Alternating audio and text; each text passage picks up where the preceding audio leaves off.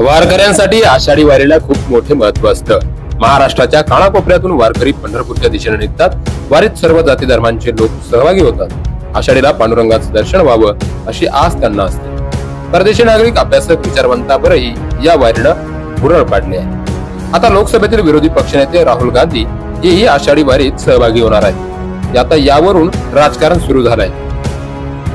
वारीत गरीब श्रीमंत सारे सारखेच असतात, तरीही वारीला महत्व आहे, आकर्षण आहेच। एखादा नेता सहभागी झाला किंवा नाही झाला तरी वारीचं महत्व कायम राहतं। काही राजकीय नेते मात्र नको त्या ठिकाणी राजकारण करत असतात।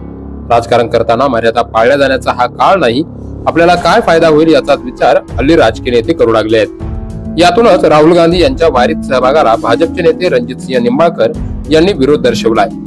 राहुल गांधी यांनी वारीत कॅटवॉक करू नये असं वक्तव्य त्यांनी केलंय।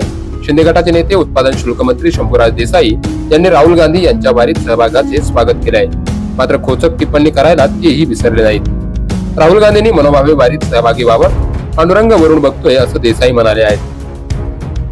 आषाढी एकादशीला विठ्ठल मंदिरात मुख्य पूजा करण्याचा मान मुख्यमंत्र्यांना असतो। देशभरातील काही बडे नेतेही आषाढी वारीला न चुकता हजेरी लावतात। हा श्रद्धेचा विषय आहे। कुणी राजकारण करण्यासाठी किंवा राजकीय फायदा मिळवण्यासाठीच वारीत सहभागी होत असेल असं लोकप्रिय विधान करता येणार नाही।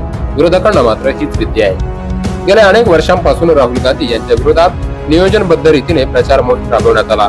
त्यांना काही कळत नाही असं लोकांच्या मनावर बिंबवण्याचा प्रयत्न करण्यात आला। यात विरोधकांना मोठं यशही आलंय, मात्र गेल्या काही वर्षांपासून परिस्थिती बदलली आहे। राहुल गांधी यांच्या विरोधात केला जाणारा प्रचार बुमरँग होऊ लागलाय।